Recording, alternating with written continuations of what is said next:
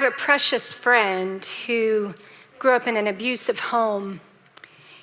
And when she was a little girl, her neighbor took notice and rescued her from that environment. And as she's gotten older, caring for her mother has required something of her, yet much of the behavior hasn't changed. So recently she went home to be with her mom, and she had a 2-hour car ride that she was very concerned about taking with her mom, but it was at 5:30 in the morning because I really encouraged her, get somebody to go with you. And she said, I can't ask somebody to go at 5:30. So she and I prayed together over her trip, and she got up that morning and was heading to the car with her mother when the neighbor walked out carrying 3 cups of coffee and said, I really felt like I needed to go with you this morning. God really is that good.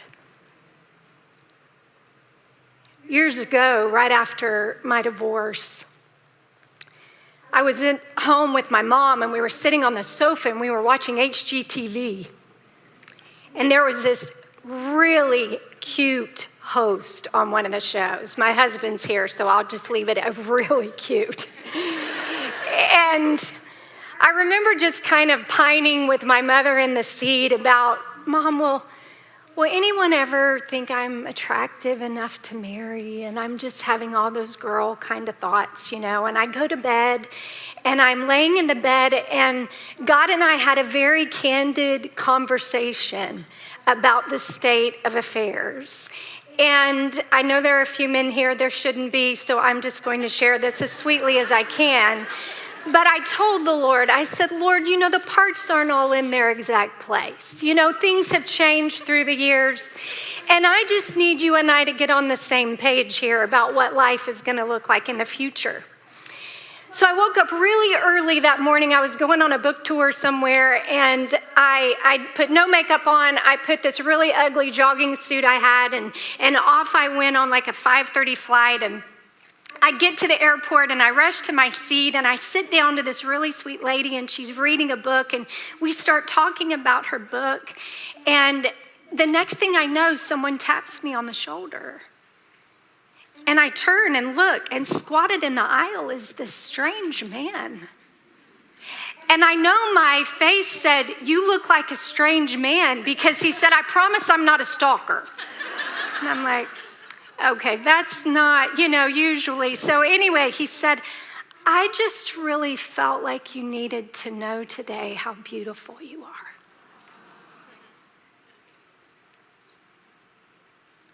And when I got off the plane, I looked to see if he was anywhere around, and I never saw him again.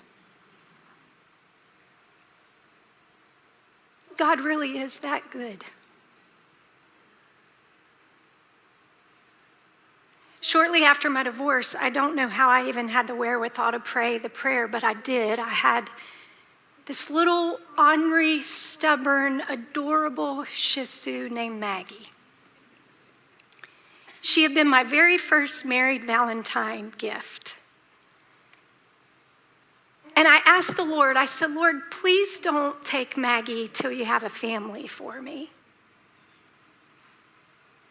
Little did I know that a couple years later, having no children of my own, which has always been the greatest heartbreak of my story, I would meet a man who had 5. I should have prayed a little more specifically.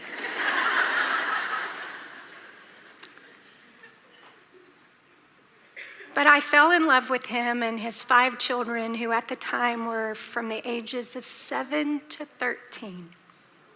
Yeah. It was like drinking water from a fire hydrant.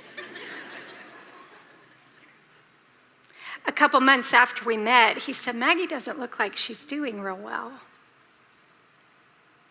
And 2 weeks after we married, she died. God really is that good. James 1:17 says this. It says, every good and perfect gift comes from above. It comes down from the Father of lights, the creator and sustainer of the heavens, in whom there is no variation, no rising or setting or shadow cast by his turning, for he is perfect and never changes. So I ask you tonight, do you believe he is good to you? Not just for me and not just for my friend, but do you believe he is good for you? Because we have to know that God is good in this life. We have to know this. David said in Psalms 27:13, he said, I would have lost heart if I had not believed I would see the goodness of the Lord in the land of what? The living.